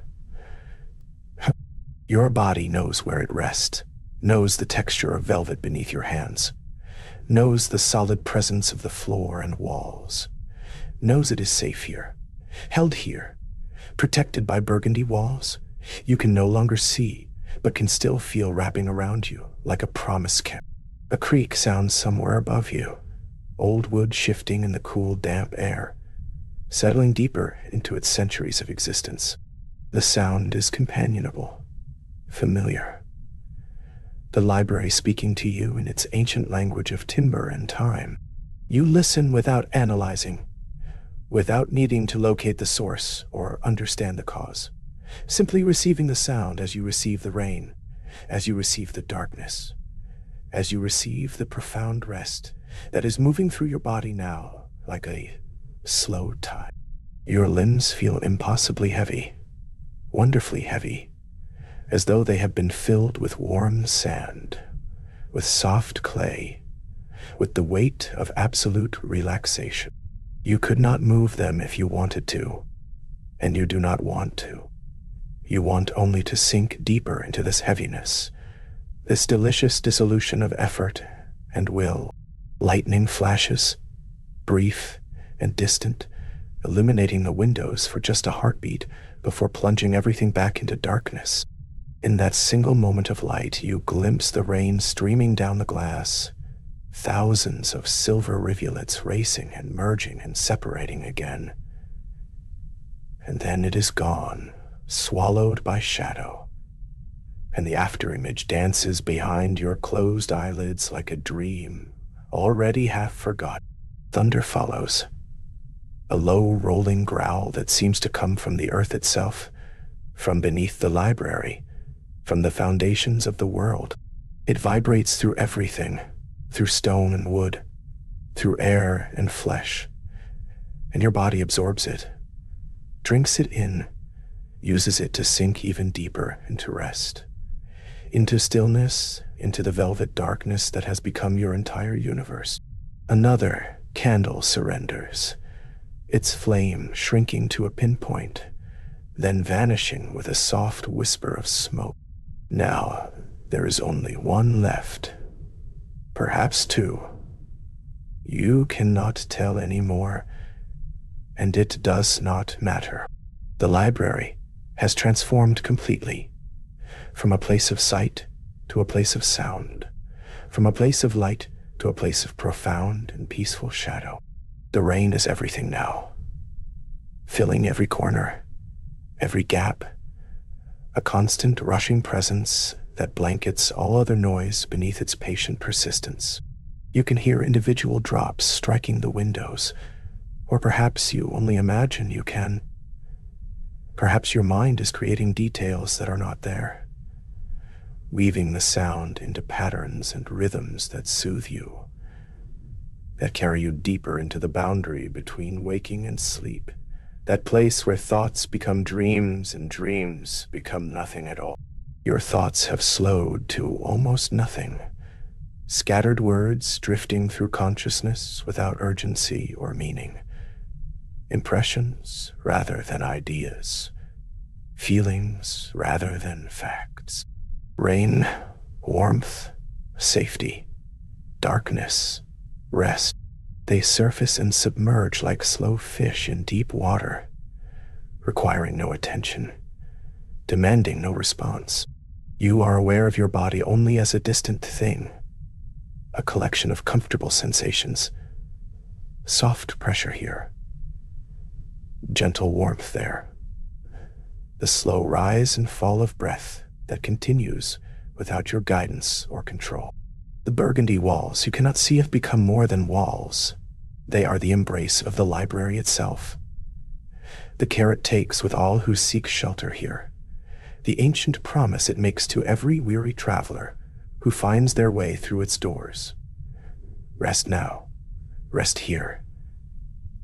You are held, you are safe, you are home. The last candle flickers, struggles, holds on for just a moment longer, casting shadows that dance weakly across invisible spines of leather-bound books, across mahogany shelves that have witnessed centuries of storms, just like this one. And then, with the gentlest sigh, it too releases its small light, and the darkness becomes complete. But it is not empty. This darkness, it is full of rain and thunder, full of the breathing presence of 10,000 sleeping stories, full of the warmth that lingers in wood and stone long after the fire has gone. You rest in this fullness, surrounded by it, part of it, your own story adding itself to the library's infinite collection. Another chapter of rest, another verse in the endless song of storm and shelter, of weariness and welcome, of surrender and sleep. The rain continues, patient, eternal, requiring nothing from you, offering everything. Thunder rolls in the distance like a lullaby sung by the sky itself. The library holds you in its invisible arms, the burgundy walls standing guard in the darkness, the mahogany shelves rising like silent sentinels, the velvet cushions cradling your weight with infinite tenderness. Your breath is so slow now, so deep, each inhalation drawing you closer to sleep, each exhalation releasing you further into peace. There is nothing left to do, nowhere else to be, no thought that needs thinking, no worry that needs tending. There is only this, the storm, the darkness, the ancient library, and you drifting, fading, letting go, surrounded by stories and rain, held by shadow and sound, falling. Chapter 8. The Storm's Heart. You have drifted far now. So far from the world you once knew. The library around you has dissolved into something else entirely. Something vast and formless. You are no longer aware of the shelves, the books, the candlelight flickering against burgundy walls. All of that has faded, melted away like a dream you can barely remember. There is only the storm now, only its presence, wrapping around you like a blanket woven from sound itself. Thunder rolls in the distance, a slow, deep drum that resonates in your chest, in your bones. It does not startle you. It comforts you. Each rumble is a heartbeat, the pulse of the night, telling you that you are safe, that you are held. The rain continues its endless whisper, a constant companion. No beginning, no end, just the soft, steady sound of water meeting glass, meeting a vast darkness beyond. There is no light here, not anymore. The candles have burned down to nothing, or perhaps they still flicker somewhere in a world you have left behind. It does not matter. You do not need light. You carry within you the memory of warmth, the echo of golden flames dancing on mahogany wood, the soft glow that once painted the spines of ancient books. That memory is enough. It lives in your body, in the gentle heat that spreads through your limbs, in the comfort that settles deep in your core. You are warm without seeing, safe without knowing. The darkness is not empty. It is full, rich, velvet soft. It holds you the way the library once did, the way the storm still does. You breathe slowly, and the darkness breathes with you. The velvet beneath you, that deep burgundy cushion you first sank into so long ago, feels different now. It has transformed, softened beyond recognition. It could be clouds. It could be mist. It could be the space between raindrops, suspended and weightless. You cannot tell where your body ends and the softness begins. Your shoulders, your back, your legs, all of it supported by something that feels like air, like water, like sleep itself. There is no pressure, no weight, only the sensation of being held, cradled. You shift slightly, or think you do, and the movement feels slow, dreamy, as though you are moving through honey, through time, through the storm that surrounds you. Each breath you take seems to lift you just a little higher, floating, drifting, dissolving into the sound. Time has stopped meaning anything. You cannot remember when you arrived here, when you first heard the rain, when you first felt the thunder shake the air. Was it minutes ago, hours, days? It does not matter. Time is a concept that belongs to another world, a world of clocks and schedules and urgency. That world is gone. Here, in the heart of the storm, there is only now, this moment, this breath, this sound. Thunder rolls again, slower than before. Or perhaps it is the same speed, and you have simply slowed down to meet it. Your heartbeat matches its rhythm. Your breathing follows the rain. You are no longer separate from the storm.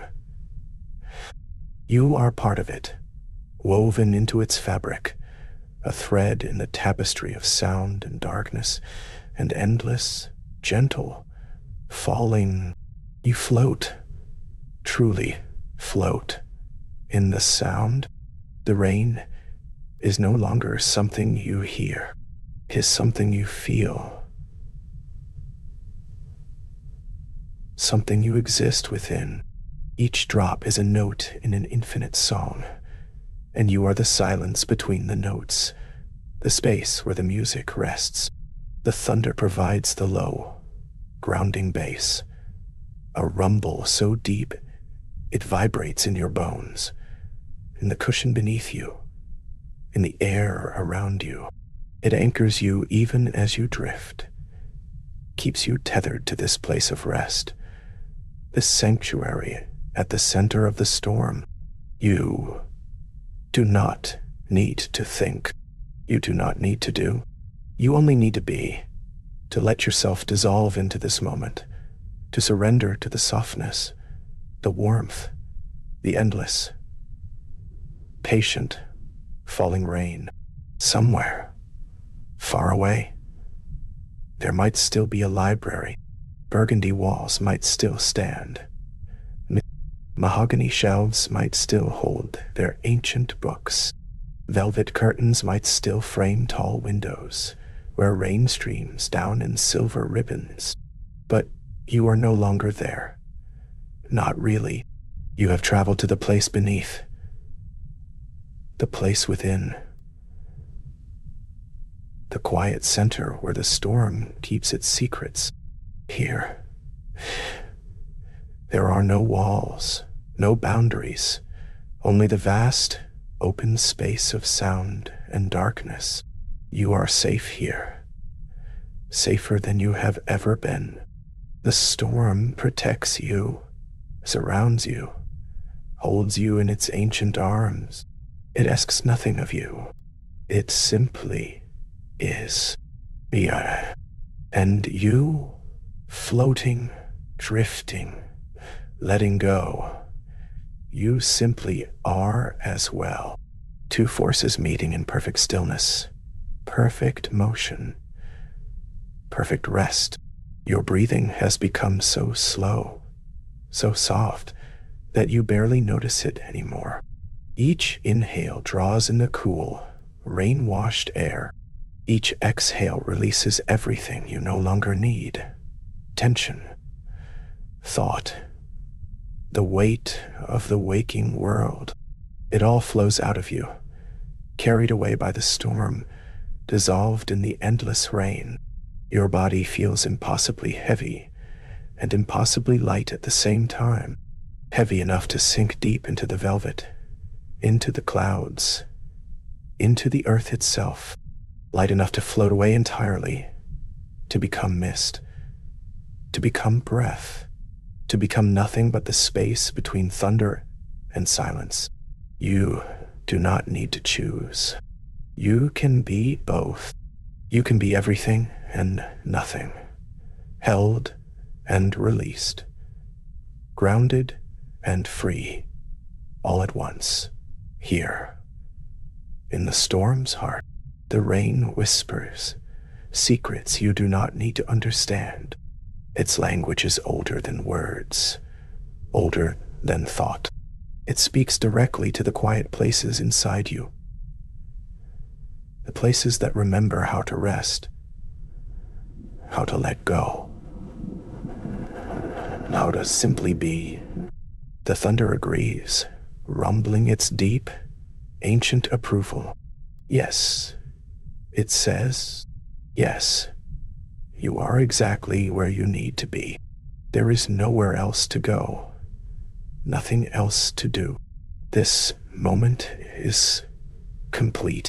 This darkness is full.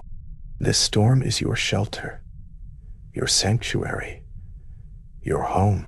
You have traveled so far to get here, through the library, through the candlelight, through the burgundy shadows, and now you have arrived.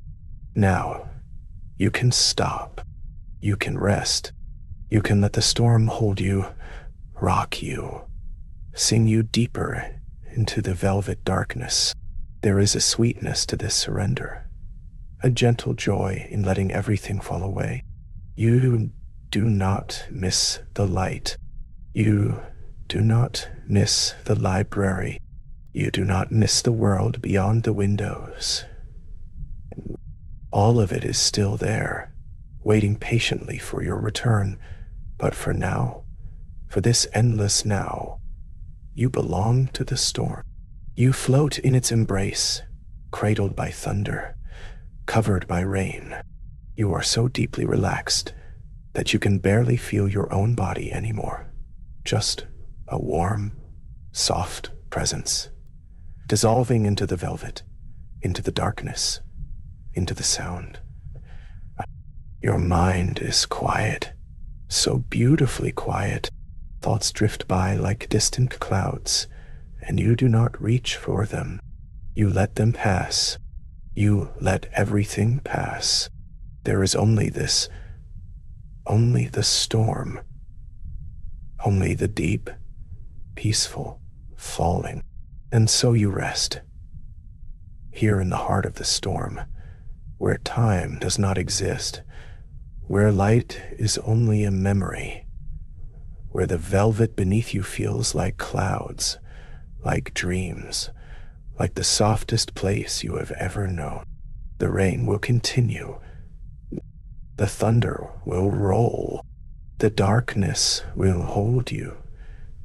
Hey, and you will float, suspended in sound, wrapped in warmth, carried deeper and deeper into the quiet center of the night.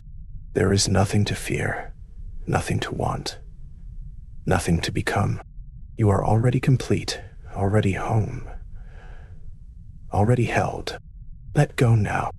Let the storm take you.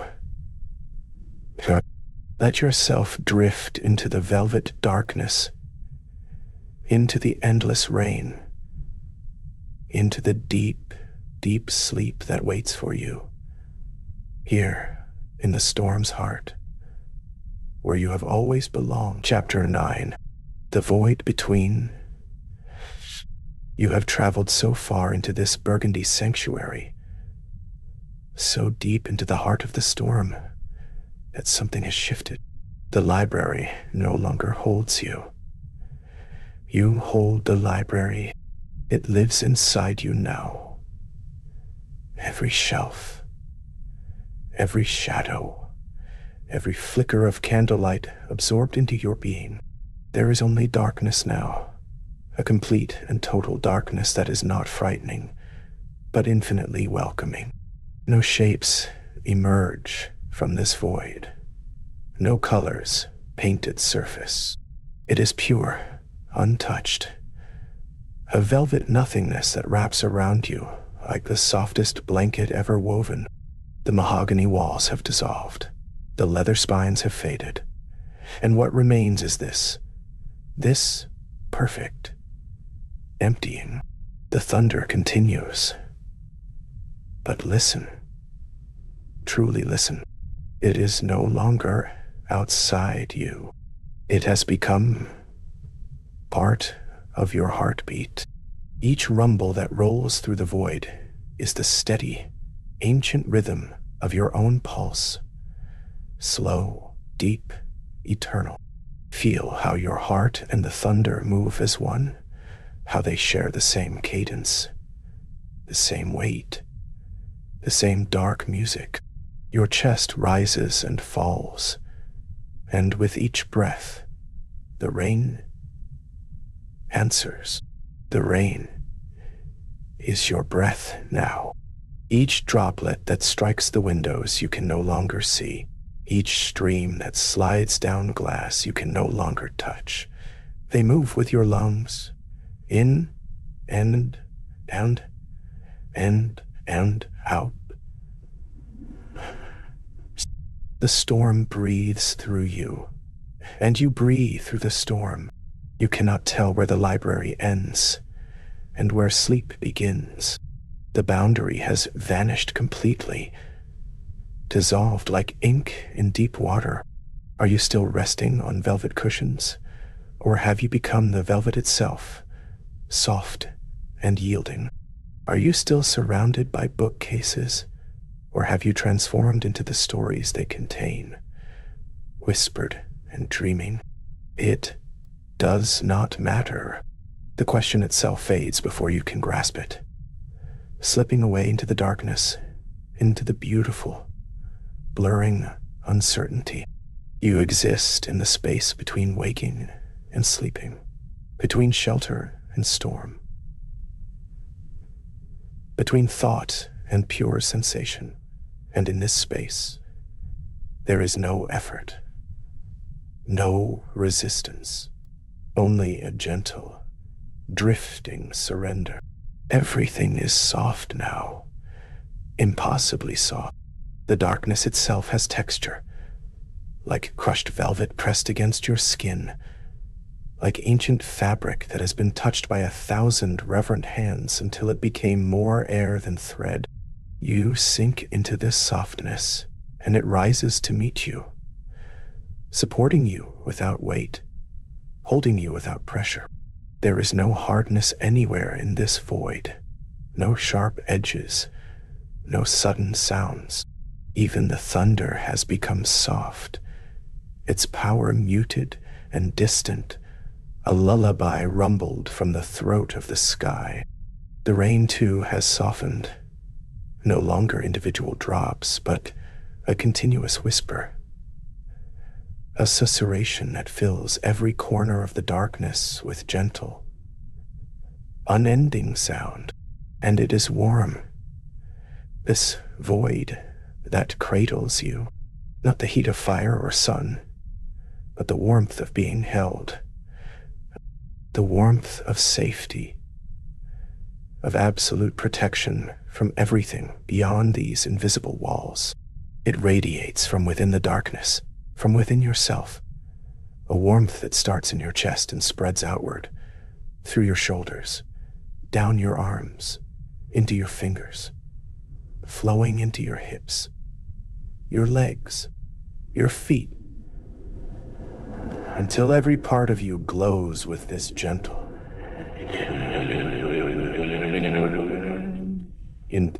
The storm outside is cold. You know this somewhere in the back of your fading thoughts. But here, in this space between, you are wrapped in warmth, insulated, cherished, kept. The void is infinite. You sense this even with your eyes closed.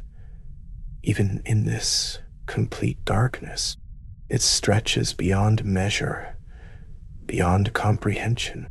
There are no walls to contain it, no ceiling to limit it, no floor to ground you, and yet you do not fall.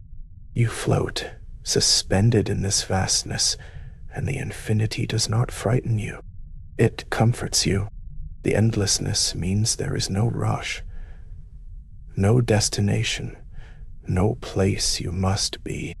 You can drift here forever, dissolving slowly into the darkness, becoming smaller and smaller, until you are just a point of warm light, a single ember floating in an ocean of velvet shadow. And even that last spark can fade. You are held, truly held. The velvet void wraps around you with an intelligence, a tenderness that knows exactly what you need. It cradles your head, supports your spine, gathers you into itself like a mother gathering a sleeping child. There is no loneliness in this darkness. You are not isolated. You are embraced. The void is not empty. It is full of presence, full of care, full of an ancient knowing that watches over all who surrender to sleep. All the stories in all the books that once surrounded you, they are here too, dissolved into the darkness, their words released from pages, floating free. And they tell you without language, without sound, that you are safe, that you are exactly where you belong. Your thoughts are slowing. Each one takes longer to form than the last, and the spaces between them grow wider, deeper, more welcoming. You slip into these gaps between thoughts and discover they are not empty. They are filled with the sound of rain, with the distant rumble of thunder, with the soft darkness that holds you. A thought begins. Or something about time, or tomorrow, or something you were supposed to remember. But it dissolves before completing, melting like sugar in warm water, leaving only sweetness behind. You do not mind. You do not reach for it. You let it go. Let it drift away into the void and settle deeper into this moment, this breath, this heartbeat synchronized with thunder. The library is a dream now, a beautiful memory that grows softer with each passing moment. You remember Burgundy, the feeling of a color rather than the sight of it. Warm, rich, enveloping.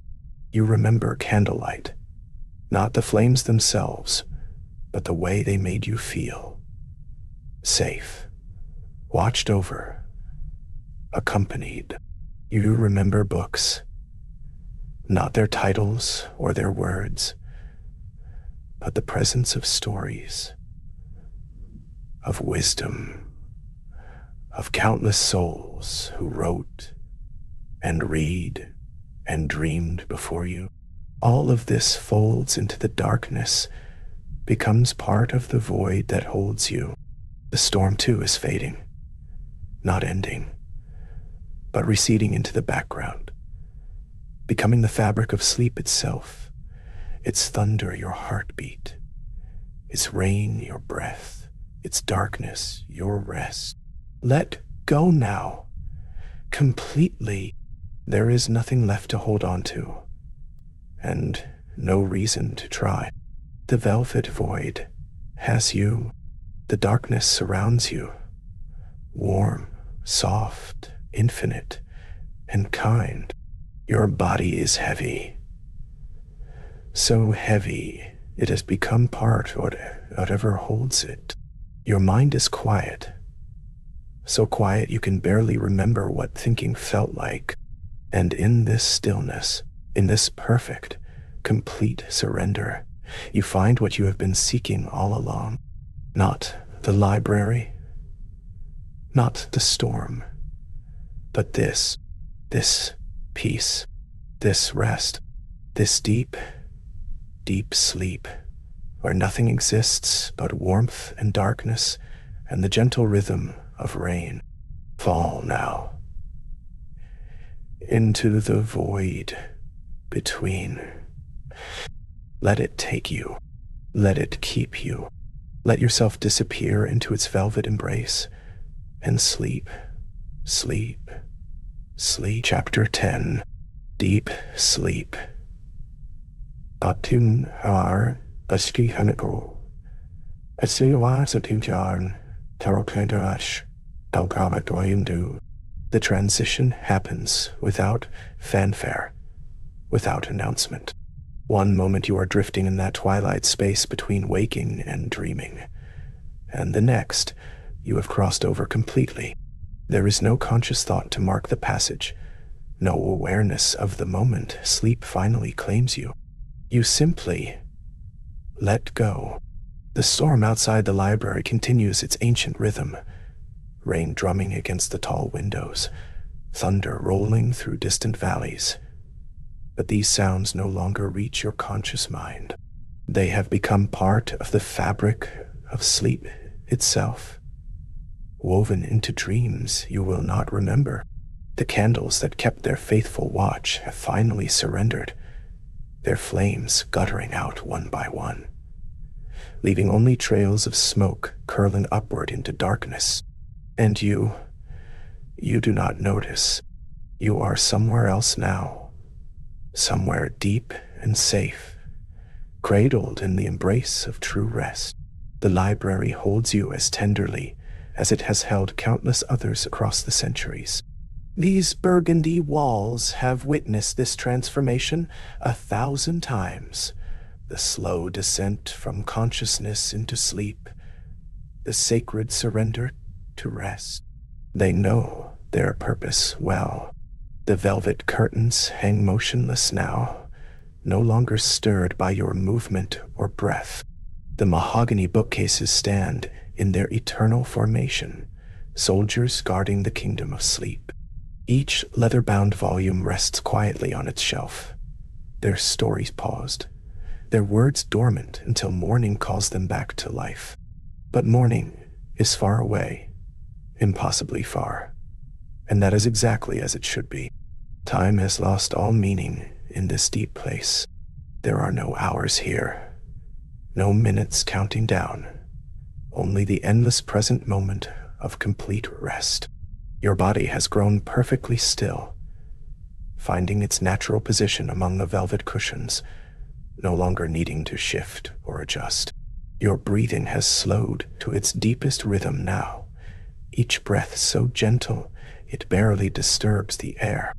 In and out, in and out, a tide so subtle it might not be happening at all. Your heartbeat has found its sleeping pace, steady and strong, requiring no thought, no effort. Every muscle has released its final holdout of tension. Your shoulders soft, your jaw loose, your hands open and relaxed. Even your eyelids have forgotten they once held weight, resting now as lightly as fallen leaves. The old rugs beneath you hold the warmth of your body, returning it slowly, keeping you cocooned in perfect temperature, neither too warm nor too cool, just exactly right. Outside, lightning still flashes, but the light does not penetrate your closed eyes. Thunder still rolls, but the sound cannot pull you back from this depth. The storm has become a lullaby, distant and soothing, part of the world you have left behind. In this state of deep sleep, your mind has entered a different realm entirely. Thoughts do not form in the way they once did. There is no narrative, no voice in your head narrating experience. Instead, there is only sensation, color, feeling, fragments of dreams that bloom and fade like flowers in time-lapse. You might be walking through a garden you have never seen, or reading a book written in a language you do not know, but somehow understand. You might be having a conversation with someone whose face constantly shifts, or flying above landscapes that blend and merge. Forests becoming oceans, becoming starfields. None of it makes logical sense, but all of it feels right, feels natural. This is the language of deep sleep, the territory your conscious mind can never fully map. And in this place, you are utterly safe. The library still surrounds you, still holds you, even though you no longer consciously feel its presence. Its protection has not diminished, only deepened. Hours pass, though you have no way of knowing it.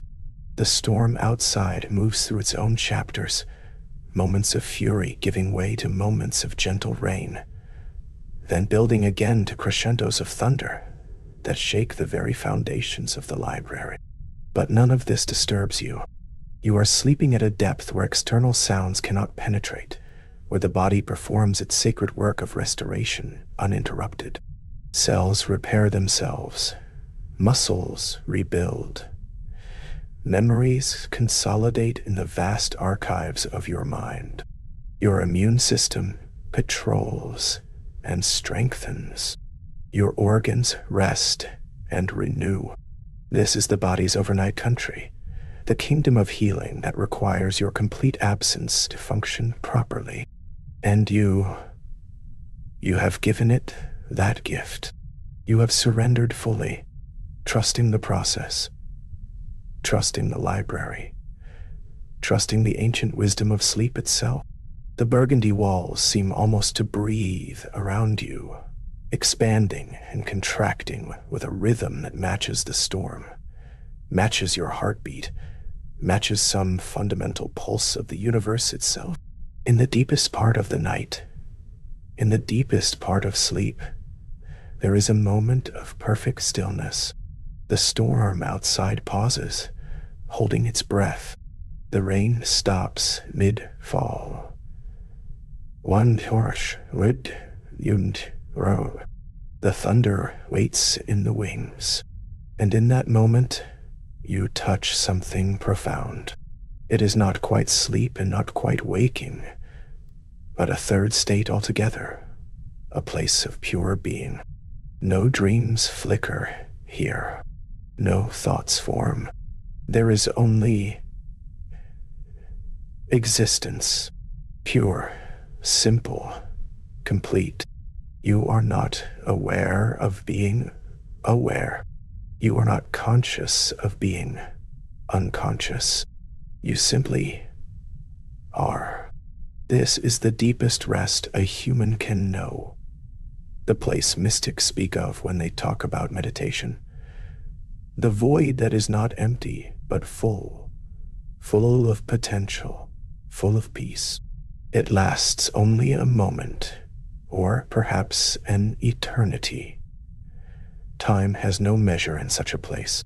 And then the storm resumes, the rain begins again, and you slip back into the more familiar landscapes of dreaming sleep. But you have been changed by that moment, even though you will not remember it. Some deep part of you has been restored in a way that ordinary sleep cannot achieve. You have touched the source, drunk from the well, and returned, renewed. The dreams that come now are gentler, softer, like watercolors bleeding into one another. You dream of libraries that stretch into infinity, of books that write themselves as you read them, of burgundy walls that hum with quiet songs.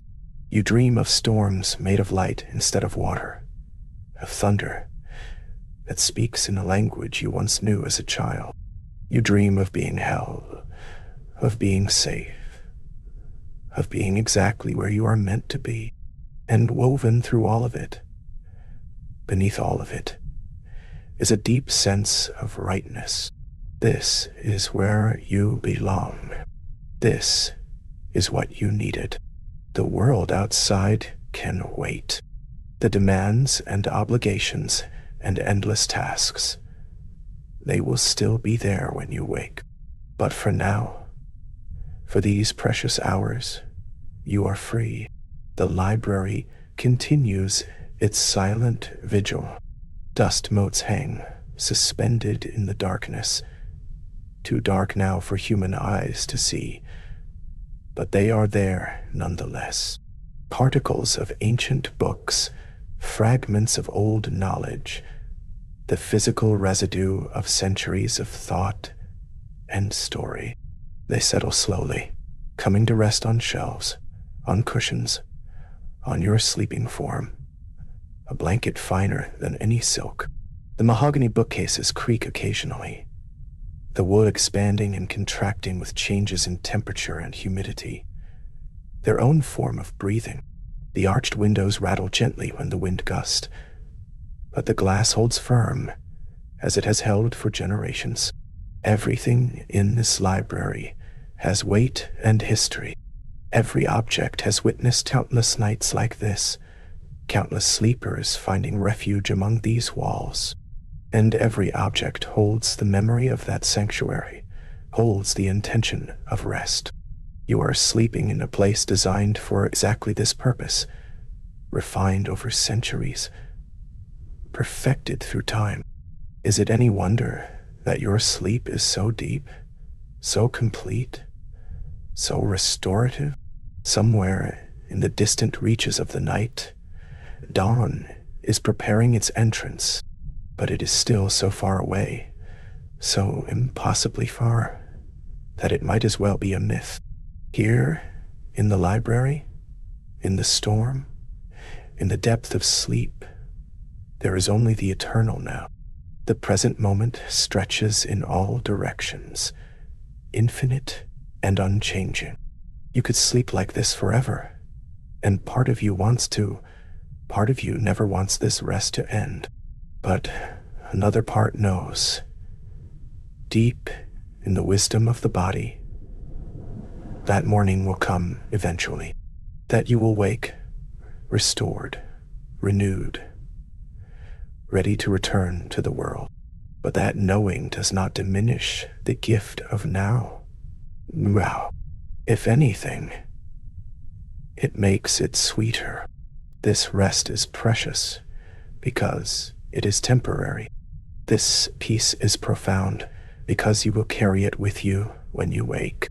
The library is not just giving you sleep, it is giving you strength. The storm is not just white noise, it is washing you clean. And you are not just sleeping, you are healing. So sleep deeply and well. Let the Burgundy walls hold you in their embrace. Let the silent books stand their faithful watch. Let the storm outside rage and roar, knowing it cannot touch you here. Let your breath flow in its natural rhythm. Let your heart beat its steady song. Let your mind wander through dreams and voids and places beyond naming. This is your sanctuary. This is your rest. There is nothing you need to do, nowhere you need to be, no thought you need to think. The library has you, the night has you, sleep has you, and in the morning, if morning ever comes, you will wake gently, slowly, carrying with you the deep peace of this Burgundy storm library. But for now, for these remaining hours of darkness, there is only this: deep sleep, complete rest, the gift of true surrender. And that is more than enough. Sleep well, dear traveler. Sleep well.